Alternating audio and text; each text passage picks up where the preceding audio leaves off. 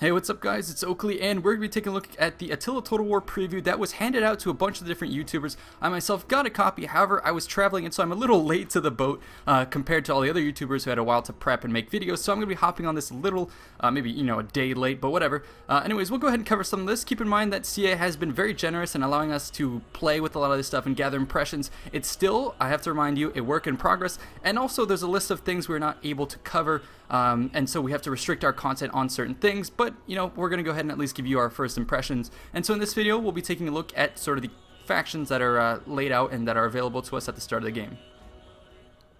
So the menu itself looks very pretty, and you can go to the campaign menu here, and then what's nice is you're going to be seeing all these different factions laid out, kind of laid out in a similar style to Rome 2, but then you get to see these character portraits, which look much nicer, and then you have the, barbarians, Franks, and Saxons, and then you get different cultural traits. So for example here, building conversion rate minus 50%, so it sort of fleshes out each of the different playstyles of these forces. So for example, the Saxons here are going to be raiding and doing a lot of stuff like that.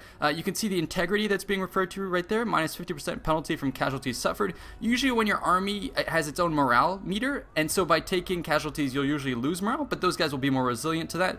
Same goes for the Franks here. You can see how they also get building conversion rates. They can, they're better able to swap up different structures as they take them over. And then also here you can see how it's, for example, trying to push the player, or maybe even the AI, to try and do raiding. For example, integrity goes up the more you raid, and you get more income from raiding settlements. So these are going to be the barbarians that are raiding, and then these are maybe the more barbarians that you're perhaps more familiar with, or at least in the sense of barbarians at the gates are going to be these nomadic or great migratory tribes. All of them are going to have this cultural trait, which is the Great Migration. You get growth as you're moving around. And the cool new thing about the migration traits is actually these factions are going to start on the move. They have territories here that you can see on the right, on the map on the very right. Some of their traits, as you can see here, the Vandals, for example, having better naval stats, but on the right I'm indicating where they spawn. And the reason it's dispersed like that is because you actually start off with a couple armies, and each of those armies can form its own temporary settlement or camp, and you can keep doing that. You move around, and you're going to go ahead and raid and sack settlements, but the second you do conquer a city, then you are no longer able to do this migratory moving camp. And I should note that those camps, you can actually upgrade those camps with different buildings and settlements, and which is pretty cool, and recruit troops from there. But like I said, the second you go ahead and try taking over territory instead of sacking or looting it, then you lose that ability to migrate. But let's say you lose your last city, then you're going to be once again migrating. So dealing with these tribes is going to be very hard.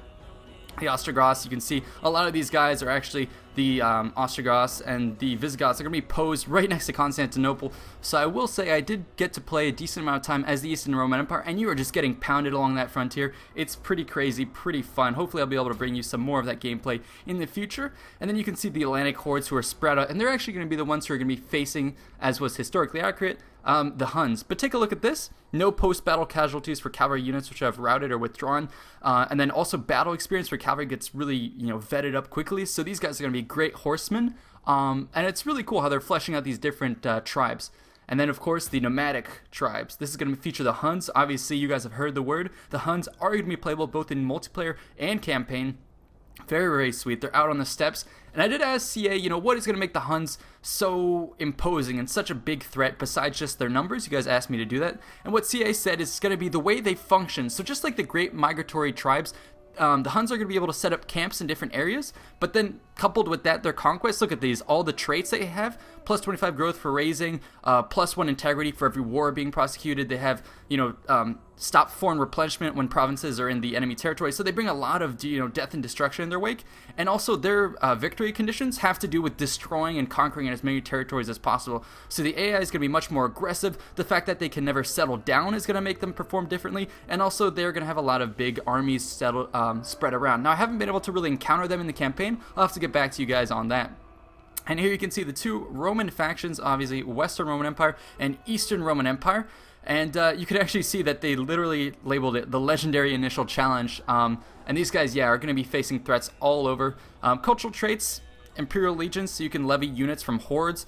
This is something Rome used to do historically. As immigrating tribes would come into their territories, they would then, give them land in exchange. They would take some of their barbarians as recruits. And here you saw something mentioning immigration. Actually, population growth is going to be increasing due to all the people, the refugees fleeing the barbarians, which is a really cool representation of that. Eastern Roman Empire is going to be very hard. You can see its territories there. I played as them. You're going to be facing a lot of threats around Constantinople, and the Persians are going to be a little bit quiet at the beginning, but they're going to ramp up in their difficulty. And then you can see what makes them here, an economic powerhouse. And yeah, these two factions, you can see the different religions they have, Greek or Latin Christian, having to do with the pretty buffed up, not cultural system, but now religious system that they have. And then over here you can see that the Sassanids are actually going to be on easy mode. I did play with them, and you have to deal with a lot of political unrest.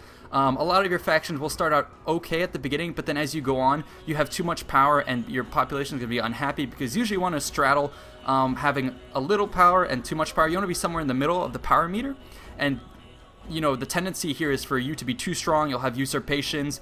And I tried playing a couple turns where I didn't do anything. I just sat around, and your satrapies will start declaring war on each other. They'll come and invade. I actually had the Parthians actually turn against me and consume my kingdom. So you definitely have to do a lot of management inside of your own territories. But in addition to all these factions that you'll be seeing here, you also then have the Danes, the Jutes, and the Geats, if you do get that DLC that comes with the pre-order. Again, I have a video on that if you want to go ahead and look on my opinions on that.